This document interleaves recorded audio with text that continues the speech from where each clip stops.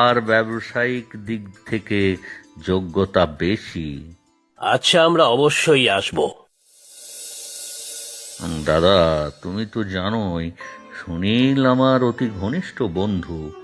আর এই হলো অজয় আর বিজয়, সুনীলের দুই সুপুত্র।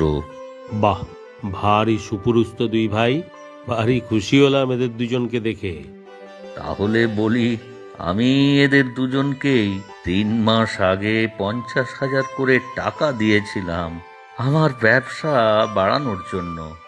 যে জিতবে তার সাথে আমার কন্যা পল্লবীর বিয়ে দেব।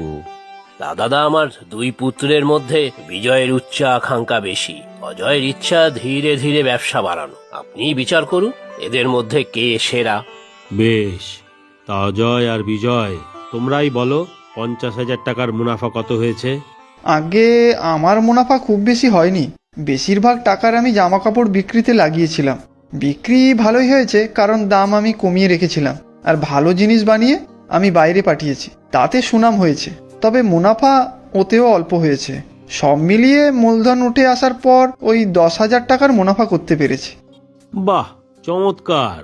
আর বিজয়, তোমার কি অবস্থা? বাবা যেরকম বললেন, আমি খুবই উচ্চাকাঙ্ক্ষী। ছোটখাটো ব্যবসাতে আমার মন নেই। আমি চেয়েছিলাম বেশিরভাগ টাকার মালপত্র আমি বাইরের খদ্দেরের কাছে বিক্রি করতে। এবার বলো, ফল কি হলো? আমার পুরো টাকাটাই জলে গিয়েছে। মালের গুণমান ওদের পছন্দ হয়নি। আমি সর্বশ্রান্ত। আমি তো বিমল কাকুর কাছে মুখ দেখাতে পারছি না। না না না না বিজয়, অত ভেঙে পড়ো না। টাকার লোকসান নিয়ে আমি ভাবছি না, কিন্তু তোমাকে বুঝতে হবে ভুলটা কোথায় হয়েছিল। শুনবে তুমি? হ্যাঁ বলুন, আমি নিশ্চয়ই শুনবো। আমি পরবর্তী সময়ে আর এই ভুল করতে চাই না। তোমার দাদা অজয় পরিণত ব্যবসায়ীর মতোই বুঝে সুঝে পা ফেলেছে। দাম কমানোর জন্য মুনাফা কম হলেও বিক্রি অনেক বেড়েছে। নতুন অনেক ক্রেতা হয়েছে, যারা ভবিষ্যতেও এখান থেকে কিনবে। আর বাইরে পাঠানোর জন্য গুণমানের সঙ্গে আপোষ করেনি, তাই বাইরের ক্রেতাও খুশি হয়েছে। পরবর্তী সময়ে আরো বড় বরাত পাবে, তাই তো অজয়?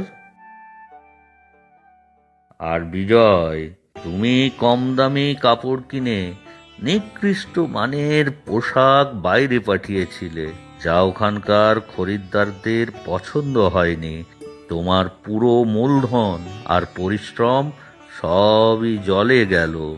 আমি আমার ভুল বুঝতে পেরেছি। ভবিষ্যতে এ ভুল আর করব না। তাহলে বিমল, কি ঠিক হলো, অজয় না বিজয়? আমি তোমার বড় ছেলে অজয়কেই আমার কন্যা পল্লবীর পাত্র হিসেবে মনস্থ করছি। তোমার অমত নেই তো বাবা অজয়? না মানে পল্লবী, আপত্তি থাকবে কেন?